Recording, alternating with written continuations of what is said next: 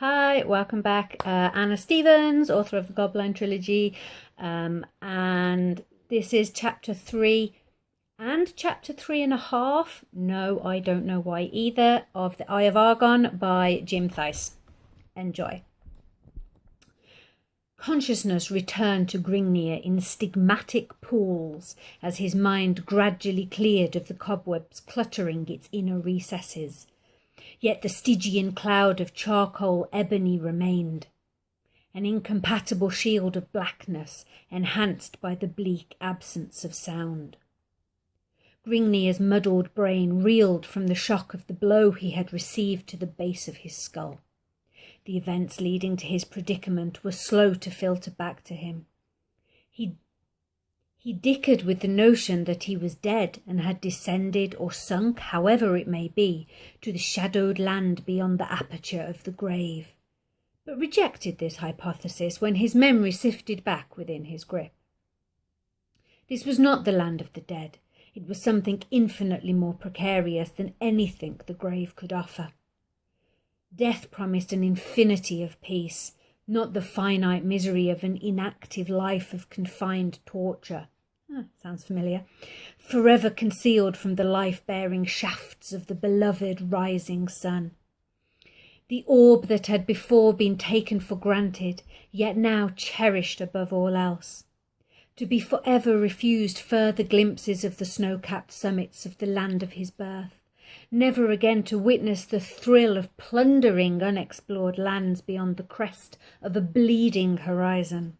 And perhaps worst of all, the denial to ever again encompass the lustful excitement of caressing the naked curves of the body of a trim young wench. This was indeed one of the buried chasms of hell concealed within the inner depths of the palace's despised interior. A fearful ebony chamber devised to drive to the brinks of insanity the minds of the unfortunately condemned, through the inapt solitude of a limbo of listless, dreary silence. A tightly wrung elliptical circle of torches cast their wavering shafts, prancing morbidly over the smooth surface of a rectangular ridged altar. Expertly chiselled forms of grotesque gargoyles graced the oblique rim, protubrating the length of the grim orifice of death, staring forever ahead into nothingness in complete ignorance of the bloody rites enacted in their presence.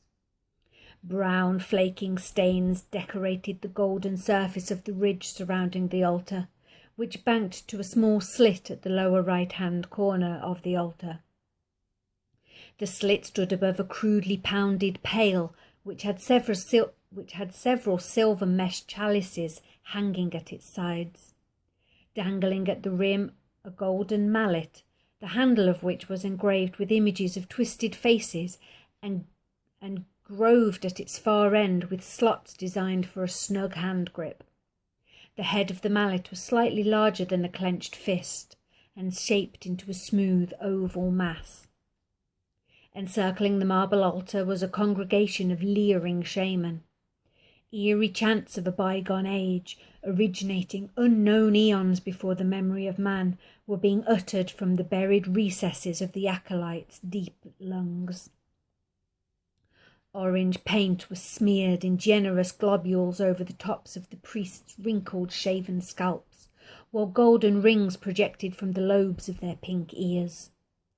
Ornate robes of luscious purple satin enclosed their bulging torsos, attached around their waists with silvered silk lashes latched with ebony buckles in the shape of morose, misshaped skulls.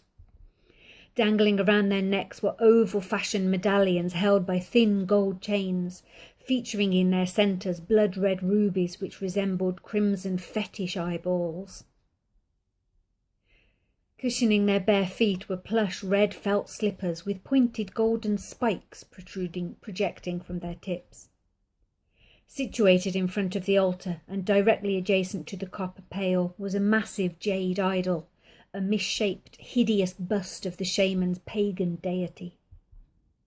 The shimmering green idol was placed in a sitting posture on an ornately carved golden throne raised upon a round ivory-plated dais, its bulging arms and webbed hands resting on the padded arms of the seats.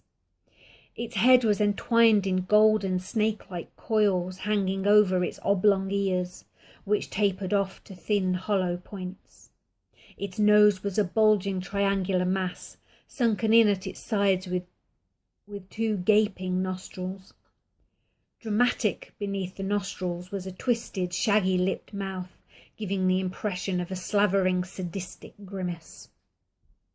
At the foot of the heathen deity, a slender, pale-faced female, naked but for a golden jewelled harness and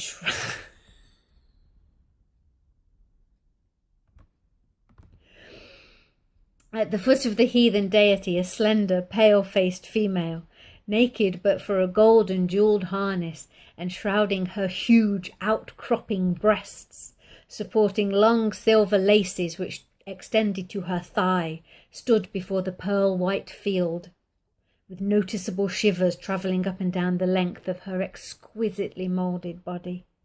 Her delicate lips trembled beneath soft, narrow hands as she attempted to conceal herself from the piercing stare of the ambivalent idol. Which lips are we on about? Glaring directly down towards her was the stony, cycloptic face of the bloated deity. Gaping from its single